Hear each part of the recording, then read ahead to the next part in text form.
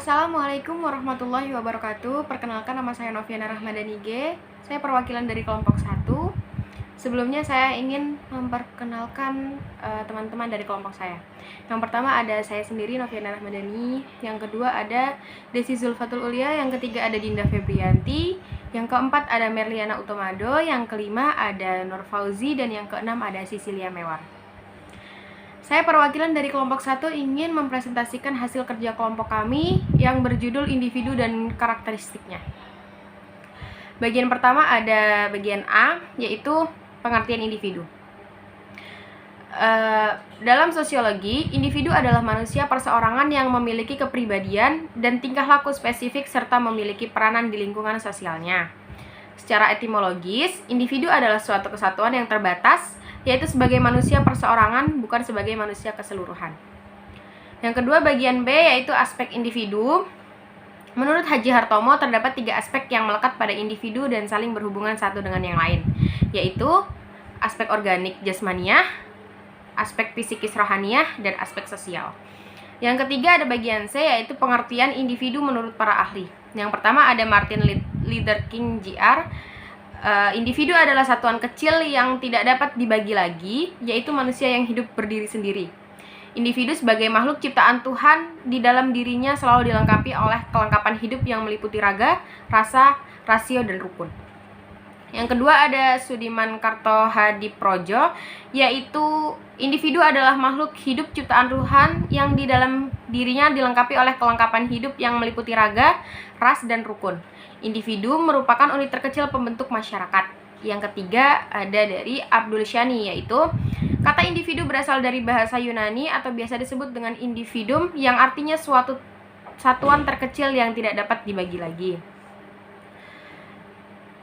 Bagian keempat ada D, yaitu karakteristik individu. Karakteristik individu dibagi menjadi 5 bagian, yaitu yang pertama openness to experience, yaitu karakteristik individu yang terbuka terhadap pengalaman baru, baik berupa ide maupun imajinasi. Yang kedua ada conscientious,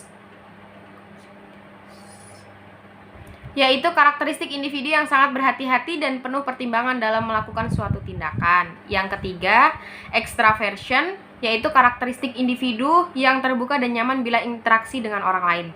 Yang keempat ada agreeableness, yaitu karakter individu yang kooperatif dan selalu ingin menghindari konflik, terbuka dengan orang lain.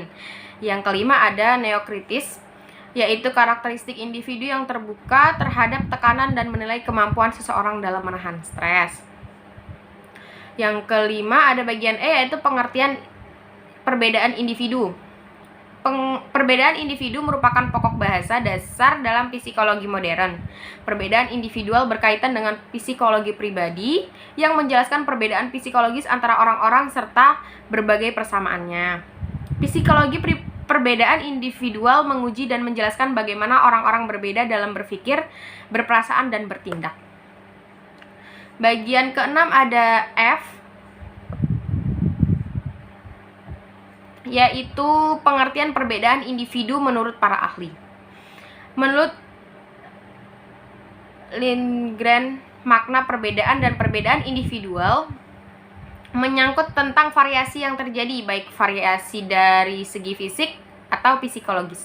Perbedaan individu menurut Chaplin adalah sifat atau perbedaan kuantitatif dalam suatu sifat yang bisa membedakan satu individu dengan individu lainnya.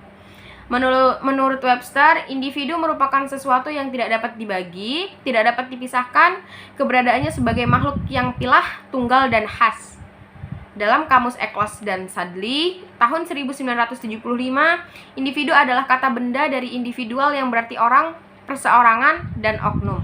Berdasarkan pengertian di atas, dapat dibentuk suatu lingkungan untuk anak yang dapat merangsang perkembangan potensi-potensi yang dimilikinya dan akan membawa perubahan-perubahan apa saja yang diinginkan dalam kebiasaan dan sikap-sikapnya.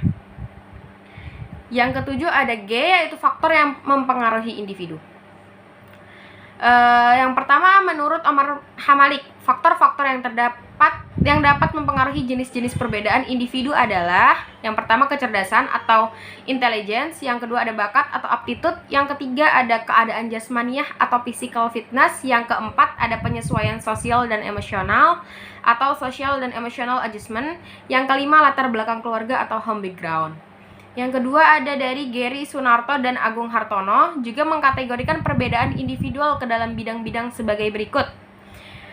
Yang pertama ada perbedaan fisik, yaitu usia, tingkat dan berat badan, jenis kelamin, pendengaran, penglihatan, dan kemampuan bertindak. Yang kedua ada perbedaan sosial termasuk status ekonomi, agama, hubungan keluarga, dan suku.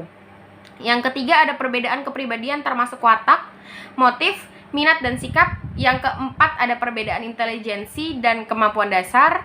Yang kelima perbedaan kecakapan atau kepandaian di sekolah. Bagian ketiga, di sisi lain, menurut pendapat Lindgren dan Nini Subini menyatakan bahwa jenis-jenis perbedaan individual yang terdapat pada diri individu dapat dibedakan sebagai berikut. Yang pertama ada perbedaan latar belakang, yang kedua ada perbedaan kognitif, yang ketiga ada perbedaan kecakapan bahasa, yang keempat ada perbedaan kecakapan motorik, yang kelima ada perbedaan bakat, dan yang keenam ada perbedaan kesiapan belajar. Sekian yang bisa saya sampaikan. Kurang lebihnya mohon dimaafkan. Terima kasih dan wassalamualaikum warahmatullahi wabarakatuh.